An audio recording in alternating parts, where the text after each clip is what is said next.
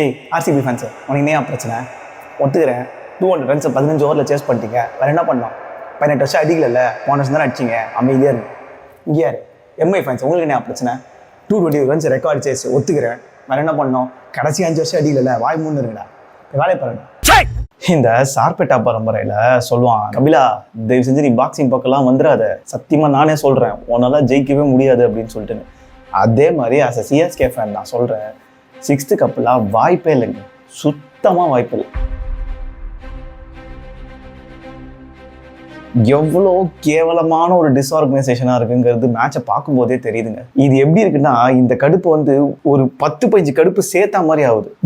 இந்த பிரச்சனை வந்து இங்கே ஆகலைங்க, ஆக்ஷன் டேபிள் ஆச்சுங்க. எவ்வளோ பிளேயர்ஸ், லியாம் லிவிங்ஸ்டன், இப்போ நம்ம பஞ்சாப்ல ஒன்டோன் அன்னைக்கு நம்மளை போட்டு பொலகலை கோன்லியோ அது ஒரு பிளேயர், ஆஸ்திரேலியன் பிளேயர், அவரு எவ்வளவோ பிளேயர் இருந்தாங்க. அவ்வளோ காசை வச்சுன்னு நல்ல எக்கச்சக்க பிளேயர்ஸை சூப்பராக எடுத்துருக்கலாங்க. 2 யங்ஸ்டர்ஸ் கிட்ட ஃபுல் காசையும் கொடுத்து அந்த 2 யங்ஸ்டர்ஸும் உள்ள பூந்து சொதப்பி எடுத்து லெகசியே போதுங்க லிட்ரலி. அதாவது ஆர்சிபி ஃபேன்ஸ் எப்படி ஒரு 18 வருஷம் வந்து அடின்னு அடிச்சோமோ அவங்கள, இன்னும் இருக்கு இந்த 2 வருஷம் நம்மளோட நிலைமை.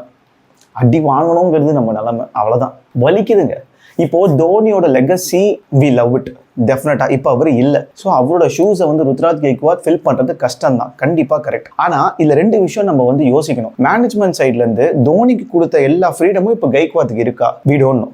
என்ன நடக்குதுன்னு நமக்கு தெரியாது. சரி, உடனே ஒரு பீப்புள் வந்து ஓகே ஃபிளமிங் தான் இருக்காரு அப்படின்னு சொல்லிட்டு வருவாங்க. அப்போ அடுத்த கொஸ்டின் என்ன வரும்னா, இப்போ 5 டிராஃபி வந்து ஃபிளமிங் வந்து தோனியோட அடிச்சிருக்காரு, சூப்பர். தோனி இல்லாமல் எவ்வளோ டிராஃபி அடிச்சிருக்காரு? ஏன் நம்ம வந்து அந்த டெக்சாஸ் சூப்பர் கிங்ஸ்னு ஒரு டீம் இருக்கு, சவுத் ஆஃப்ரிக்காவில் ஆடிட்டு இருக்கோம், அதெல்லாம் நம்ம அடிக்கலையே. அப்போ அங்கேயும் ஃபிளமிங் தானே கோச், அங்கெல்லாம் அடிக்கலையே. அப்போ இதுக்கு பின்னாடி கம்ப்ளீட்டா இருக்கிறது தோனின்னு ஒரே ஒரு மாஸ்டர் மைண்ட் தான். இப்போ தோனிங்கிறவர் வந்து ஒன்று பிளேயர்ஸை விட்டு மென்டாரோ இல்லை அந்த மாதிரி ஏதாவது இருந்து நம்ம டீமை கைட் பண்ற மாதிரி கண்டிப்பா வேணும். கைக்வாத்னு ஒரு மனுஷன் கிட்ட ஃபுல்லா பொறுப்பையும் கொடுத்தா இது ஒர்க் அவுட்டே ஆகுது. ஏன்னா லெகசியை டோட்டலா அழிக்கிற மாதிரி இருக்கு, ஓப்பனா சொன்னா. நீங்க இதுக்கு முன்னாடி பாத்தீங்கன்னா தோனி வந்து நம்ம வந்து பெஸ்ட் அவுட்ஸ்டாண்டிங் பிளேயர்ஸா எப்பவுமே இருக்க மாட்டோம். இது ஹிப்ஹாப் தமிழ் ஒரு படத்துல சொல்ற மாதிரி நம்மளாம் அண்டர்ஸ்டாண்டிங் பிளேயர்ஸா தான் இருப்போம். ஆனா அதை வச்சே நம்ம கப் அடிச்சுக்கிட்டே இருப்போம். இப்போ உதாரணத்துக்கு நான் இந்த மேட்சை பத்தியே சொல்றேன். இந்த மேட்ச் வந்து நான் பார்த்துட்டே இருந்தேன். எனக்கு என்ன ஒரு விஷயம் தோணுச்சுன்னா, கைக்வாத் வந்து எடுத்தோன்னே ரிஸ்கே எடுக்கல. ஆனா அவரோட ஐடியா எப்படி இருந்துச்சுன்னா, லேட்டர் ஆன் கேஷ் இன் பண்ற மாதிரி ஒரு ஐடியா. பட் அவர் ஆரஞ்சு கேப் வாங்கும்போது ரிஸ்கே எடுக்காம அடிச்சுனே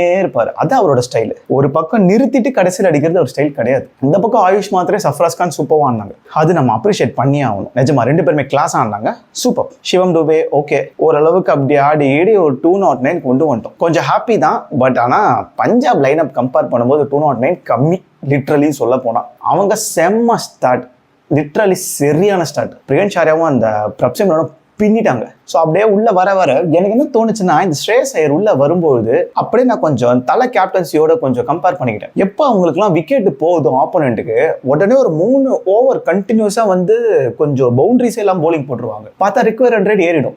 அதுக்கப்புறம் கொஞ்சம் கொஞ்சமாக மேட்சை கண்ட்ரோல் பண்ணுவார் தலை. ஸோ அந்த மாதிரி இங்கே ஒரு நடக்குமான்னு சொல்லிட்டு பார்க்கும்போது, அந்த வதீரா பிளேயர் வந்தார்ல, அப்போ நான் எக்ஸ்பெக்ட் பண்ண மாதிரி நூர் அகமது வந்து ஒரு ஓவர் பவுண்டரி எல்லாம் போட்டார். இப்போ லிட்டரலி வந்து அடுத்த ஒரு 3 ஓவர் நிப்பாட்டிட்டா கொஞ்சம் கேம் உள்ள வரலாமே யோசிக்கும் போது மேட் ஹென்ரி அவரை போட்டு ஸ்ரேயஸ் ஐயர் பொழந்துட்டார். இதுல இன்னொரு ஐடியா எனக்கு ஒண்ணுமே புரியல. இவங்க எதுக்காக வந்து deep backward point sweeper covers வச்சுட்டு உள்ள பாயிண்ட் கிடையாது, ஷார்ட் தேர்ட் மேன். இந்த பக்கம் பாத்தீங்கன்னா deep square leg, deep mid wicket, short final இருக்கு, ஷார்ட் தேர்ட் மேன் இருக்கு. அரௌண்ட்ல இருந்து வந்து close delivery like cover drive வர்ற மாதிரி போட்டுட்டு இருக்காங்க. ஸோ அவங்க கவர் டிரைவ் ஆனா கூட ஈஸி சிங்கிள்ஸ், அங்க வந்து ரன்ஸை வந்து கண்ட்ரோல் பண்ண முடியும்ன்ற ஒரு இடமே அங்க கிடையாது. அவங்க பேட்டை விட்டுனே இருக்கானுங்க, ஷார்ட் தேர்ட் மேன் மேல போயிட்டே இருக்கு பவுண்டரி, ஜாலியா போயிட்டு இருக்கு. அந்த கடைசியா வந்து 18 பால் 24 ரன் இருக்கும்போது கூட இப்போது தலை தோனி பழைய சிஎஸ்கே லெகசி இருக்கும்போது நமக்கு வந்து ஒரு சின்ன டென்ஷன் இருக்கும், மேட்ச் உள்ள வந்துருவோம் ஜெயிச்சிருவோன்ற ஒரு கான்ஃபிடன்ஸ் இருக்கும். ஆனா இந்த மேட்ச் பார்க்கும்போது 100% தெரியும் பஞ்சாப் தான் வின்னு. யார் வந்தாலும் அவங்க தான் வின்னு தெரியும். சஷாங்க் சிங் நிக்கிறான், இந்த பக்கம் ஸ்டோனிஸ் நிக்கிறான். ஆனா அவங்க ஒண்ணுமே பண்ணல, பேட்டை விட்டுனே இருந்தாங்க. எல்லாம் எஜ்வாயின் தேர்ட் மேன் மண்ணைக்கு மேல போயிட்டே இருந்துச்சு. இது என்ன ஐடியா, எதை வந்து அவங்க இம்ப்ளிமெண்ட் பண்றாங்க அது கூட தெரியலங்க லிட்டரலா. இப்போ ஆர்சிபி வந்து எஸ்ஆர்எச் அப்ரோச் பண்ண மேட்ச் பியூட்டிஃபுல்லா இருந்ததுங்க. இப்போ அபிஷேக் சர்மாக்கு இதான் பிளான், ஹெட்டுக்கு இதான் பிளான். ஓகே, பிளான் போட்டாச்சு, எக்ஸிகியூஷன் யாரை வச்சு எக்ஸிக்யூட் பண்ணணும்? இந்த பக்கம் புவனேஸ்வர் குமார், இந்த பக்கம் ஜாக்கப் டஃபியை எல்லாம் போட்டு கழுவி ஊத்துனாங்க லிட்டரலா. அந்த T20 வேர்ல்ட் கப் நடக்கும்போது நியூசிலாந்துக்குள்ள ஒரு வாய்ப்பே இல்லை. பட் எப்படி ஆர்சிபியில் பர்ஃபார்ம் பண்ணாரு? எனக்கு ஒரு விஷயம் அது எப்படி தோணுச்சுன்னா, they are clear with their plans. டஃபின் இங்கே தான் போட போகிறோம், இவனு இந்த பிளேயருக்கு தான் பண்ண போகிறோம், இதுக்கு தான் ப்ராக்டிஸ் பண்ண போகிறோம். தேர் கிளியர் வித் தேர் பிளான்ஸ். க்ளீனாக பண்ணிட்டாங்க. ஸோ எனக்கு என்ன ஃபீல் ஆச்சுன்னா, நம்ம வந்து அந்த பிளானிங்லேயே வந்து பெரிய மிஸ்டேக்காக இருக்கும்னு எனக்கு ஃபீல் ஆகுது. கலீல் அஹ்மத் வந்து வெறித்தனமாக ஒரு போலிங் போட்டிருக்காரு, மேட் என்ட்ரி ஒரு மாதிரி இருக்கு, நூர் அகமது ஒரு மாதிரி இருக்கு, பிரசாந்த் வீர், கார்த்திக் சர்மா. 100% 6th கப் நமக்கு கிடையாது இந்த சீசன். பிரீவிஸ் ஒத்தனே நம்பி சரி ஓகே அடுத்த மேட்ச் ஆர்சிபி கூட பிரீவிஸ் வராருன்னே வச்சுப்போம். வாய்ப்பே இல்லை. பிரீவிஸ் வந்தா இன்னும் கொஞ்சம் கம்மி ரன் ரேட்ல தோப்போமே தவிர மொத்தத்துல தோப்போம், அவ்வளவுதான். இந்த சீசன் வந்து இந்த சீசன் இல்ல, இதுக்கப்புறமே சிஎஸ்கே லெகசி எப்படி இருக்கும்னு எனக்கு ஒரு பெரிய கொஸ்டின் மார்க் தான். சுத்தமா தெரியல, லிட்டரலி சொல்ல போனா. இது எப்போ வந்து மற்ற டீம்ஸ்க்கு தெரியும்னா, எப்பனா இந்த ஆர்சிபியில விராட் கோலி ரிட்டையர் ஆகும்போது, இல்லை எம்ஐல ரோஹித் சர்மா ரிட்டையர் ஆகும்போது. பட் எனக்கு தெரிஞ்சு எம்ஐ யோசிச்சு பார்த்தா ரோஹித் சர்மா ஆல்ரெடி ஒரு கடப்பாறை சைடு தான் செட்டப் பண்ணி வச்சிட்டார், வளர்த்து விட்டார். செட்டப்புங்கிறத வளர்த்து விட்டார். ஹர்திக் பாண்டியா, பும்ரா, திலக் வர்மா எல்லாரையும் வளர்த்து விட்டுருக்காரு. அந்த மாதிரி இங்க இல்லையோன்னு எனக்கு ஃபீல் ஆச்சு சிஎஸ்கேல. But anyways, as a loyal CSK fan நம்ம கிளப்போட நிற்கணுங்கிறது கரெக்டு தான். பட் 100% நம்ம குட் கிரிக்கெட்டையும் அக்செப்ட் பண்ணி ஆகணும். நம்ம சும்மா வந்து நாங்கள் கிடிச்சிருவோம் சொல்றதுல 10 பைசா பிரோஜனம் கிடையாது. அவங்க நல்லா ஆடுனா நல்லா ஆடலன்ற ஒரு கிரிக்கெட் நம்ம அக்செப்ட் பண்ணி தான் ஆகணும். எப்படி நம்ம நல்லா ஆடும்போது அடுத்த டீம் எல்லாம் எப்படி அடின்னு அடிச்சோமோ வாங்க வேண்டியதான். Okay fans, cheers to everyone. So today my top 3 performance. So my top 3 performance today யார் பார்த்தீங்கன்னா, ஃபர்ஸ்ட் வந்து I will be giving to Ayush Mhatre.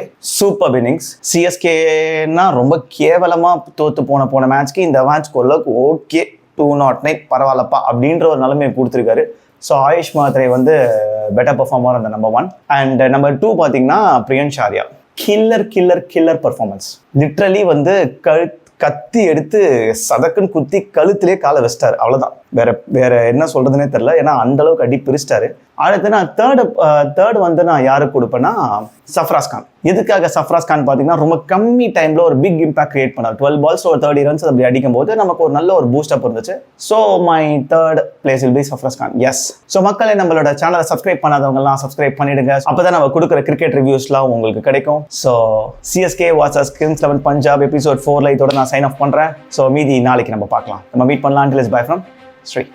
Take care.